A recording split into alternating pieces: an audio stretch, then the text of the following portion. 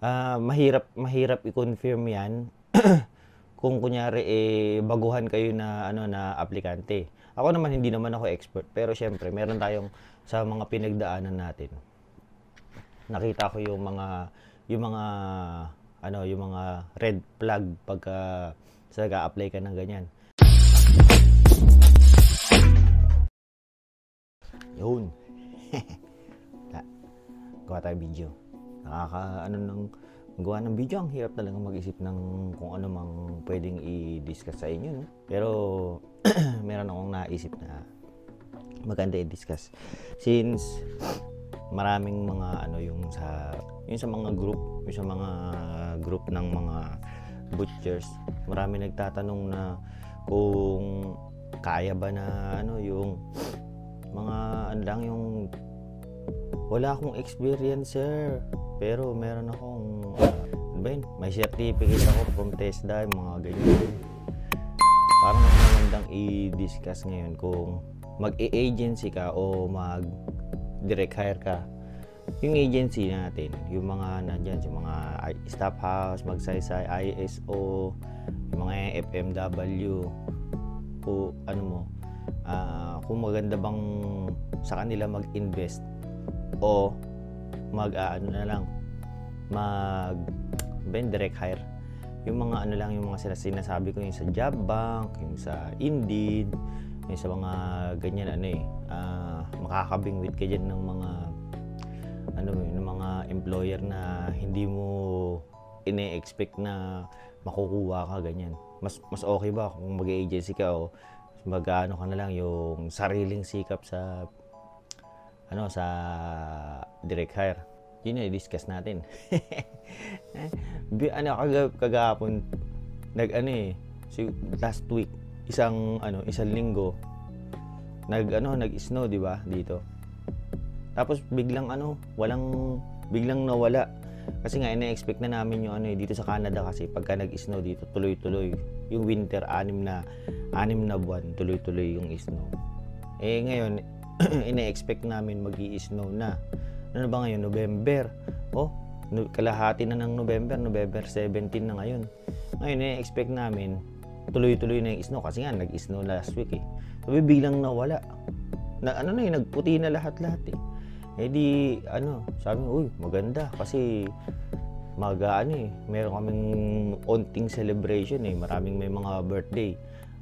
Dito kasi ginawa namin, pagka kunyari meron kang mga kasabay na birthday this month, nagsasabay-sabay na lang kami para less gastos, tapos mas marami pa yung handaan. So yun, sabi namin sana hindi mag-snow itong week. So biglang kagahapon nag-snow. Grabe. Ang kapal ng snow kagahapon. Pero sandali lang, no? Pero kagabi paglabas namin negative na eh. Sobrang lamig.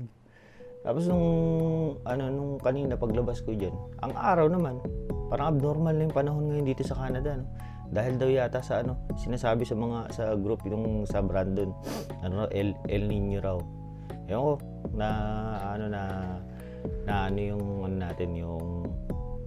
yung weather, naiiba na raw.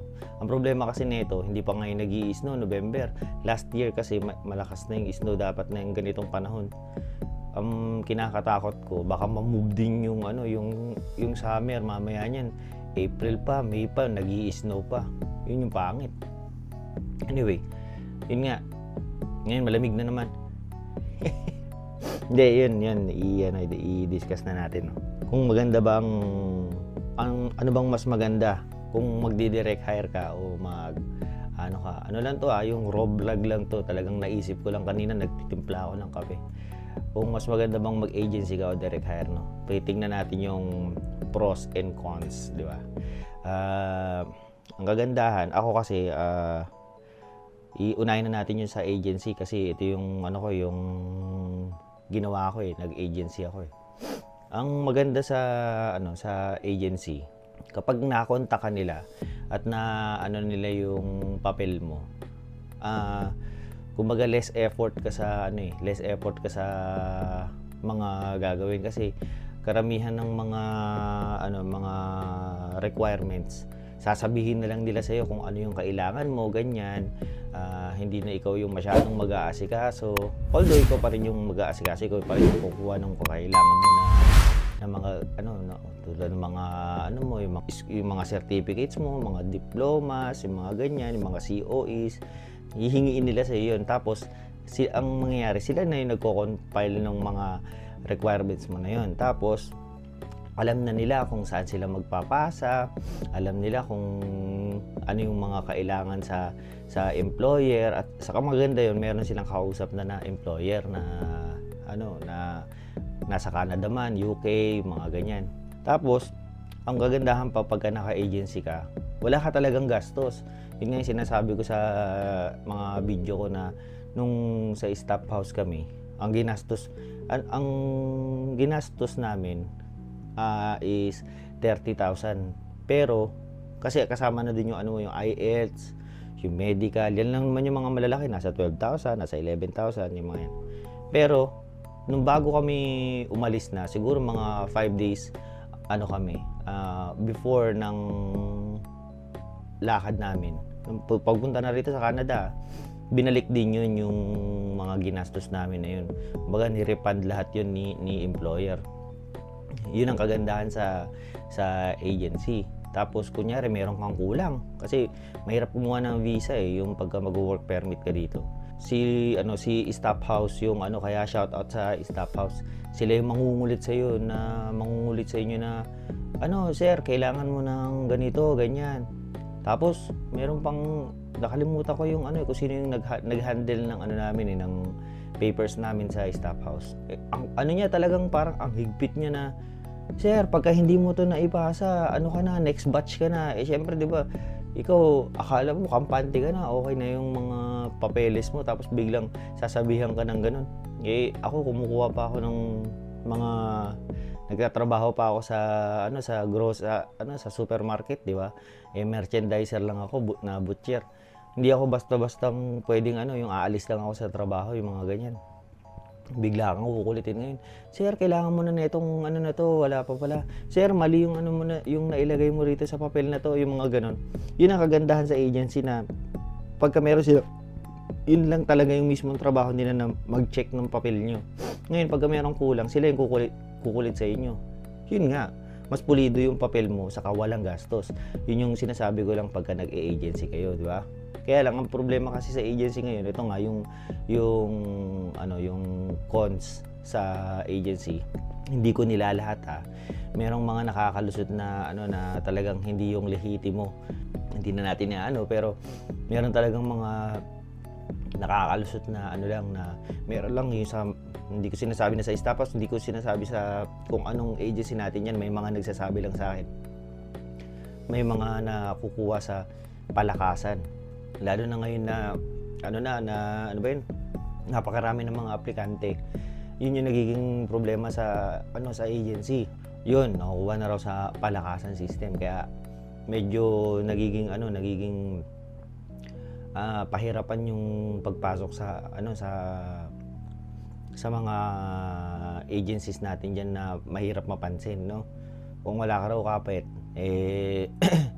GG ka.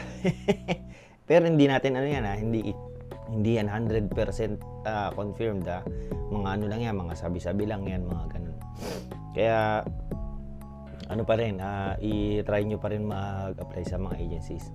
Ito, punta tayo sa direct hire. Sa direct hire kasi, ang pinaka-problema mo dyan sa direct hire, talagang suntok sa buwan. Mayroong mga nagme-message sa akin, yung mga nabigyan ko na ng mga CV. Sir, nabigyan ko na lahat ng mga nasa videos nyo. Bakit wala pa rin nagre-response dito sa Indeed, sa Jobbank, mga ganyan. Ang problema mo dito sa direct hire, talagang suntok sa buwan. Saka usually tinitignan nila yung yung job experience mo. Kasi syempre sa dami ng aplikante, kung kunyari ikaw ba yung employer dito sa Canada na i-direct hire mo yung tao, gagastusan mo yung tao na yun para pumunta sa bansa nyo. Kukuha ka ba ng walang experience? Kukuha ka ba ng yung hilaw pa, no? Kumbaga meron kang job specific na trabaho, tapos yung kukunin mo na tao walang alam dun sa field na kailangan mo. Siyempre sasalain nila yan ng matindi. Kaya hindi ka basta-basta makakakuha ng ng reply sa mga yan. Talagang ano yan yung ibang na applicant sa mga direct hire sa mga job bank, libo-libo. Sabi 500 resumes na yung naipasa ko, sir, 1,000 na. Wala pa rin tapos taon na, taon na yung lumipas daw, wala pa rin nagre-respond. Ang problema pa doon, o kunyari mapansin ka man, sabihin na natin may nag-email sa'yo, eto na, may nangyayari na. Magandang balita, may nangyayari na. Yun na yung hindi mo ngayon alam kung scam o totoo yung kumontak sa'yo, no? Yan yung nagiging problema ng mga mga na-contact through email ng mga employer, ganyan. Papakita nila sa akin, sir, ano ba to? Legit ba tong employer na to? Kasi nakita ko lang to sa job bank, nakita ko lang to sa Indeed, ganyan. Mahirap i-confirm yan kung kunyari baguhan kayo na aplikante. Ako naman hindi naman ako expert, pero syempre meron tayong sa mga pinagdaanan natin. Nakita ko yung mga red flag pagka nag-a-apply ka ng ganyan. Unang-una sa lahat, pagka kunyari nag-a-apply ka diyan, na-contact ka nila ng employer na pinasahan mo. Pagka sila openly nagsabi ng kailangan mo maglabas ng ganitong pera, yung mabilisan, limited slot, yan yung mga usual na nakalagay sa email nila usual parang limited slot lang to, kailangan mo magmadali, magbayad ka ng ganito para sa ganitong proseso. Magdalawang isip ka sa ganun kasi usually pagka mag-a-apply ka sa direct hire, titignan mo yung legitimacy ng employer, i-background check mo yung employer. Tingnan mo kung talagang existing yung company sa ina-applyan mo na yun. Mag-search ka sa Google, i-search mo sa Facebook, usually meron yung mga Facebook na page. Tapos ang maganda, magtanong ka sa mga group, yung sa mga group ng mga butcher, usually kasi sa mga butcher ganyan, or sa kung ano man yung ina-applyan mo na trabaho, mayroong mga group yan. Doon mo itanong kung meron ba silang natanggap na email na ganito, kung legit ba yung kasi mas maganda kung ikaw yung mismong magba-background check sa mga yan. Kaya wala, yun lang yung yung red flag. Basta pagka sinabi nila yung about sa pera,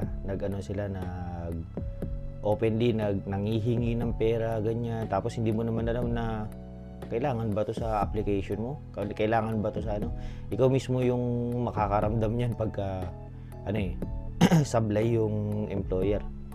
Talagang mas risky pagka yung ka lang, yung sa direct hire ka lang. Kaya kung ako sa inyo, isusugal ko na lang dito sa agency.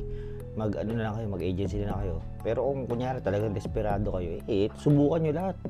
Pero talagang be careful kung sa mga applyan nyo, no? Yun lang. Wala naman ako ibang ang haba na naman, 15 minutes na naman, di ba? Kung ako tatanungin, agency ba o magdi-direct hire? Mas gusto ko mag-agency na lang ako. Wala akong poproblemahin. Yun nga lang, masyadong mahigpit pero masigurado, no? Yun lang Sa mga nagtatanong pala na naman, kukulit nyo yun, yung sa yung sa yun ba yung ginamit ko raw sa resume sa talagang legit ba yun? Oo nga, yun nga yung ginamit ko. Napansin ako diyan sa UK, napansin ako sa Canada. Kung nauna yung FMW, baka nasa UK ako ngayon. Yun, ganun. Kaya manghingi lang kayo sa akin ng CV, bibigyan ko kayo. Tapos yung reviewer ng IELTS, kailangan nyo ng IELTS kasi hindi kayo makakapunta ng Canada or UK pagka wala kayong IELTS. No? Sige na, yun lang Parang isang mahabang video lang to, no? Like, share, subscribe, alam nyo na yun Paalam.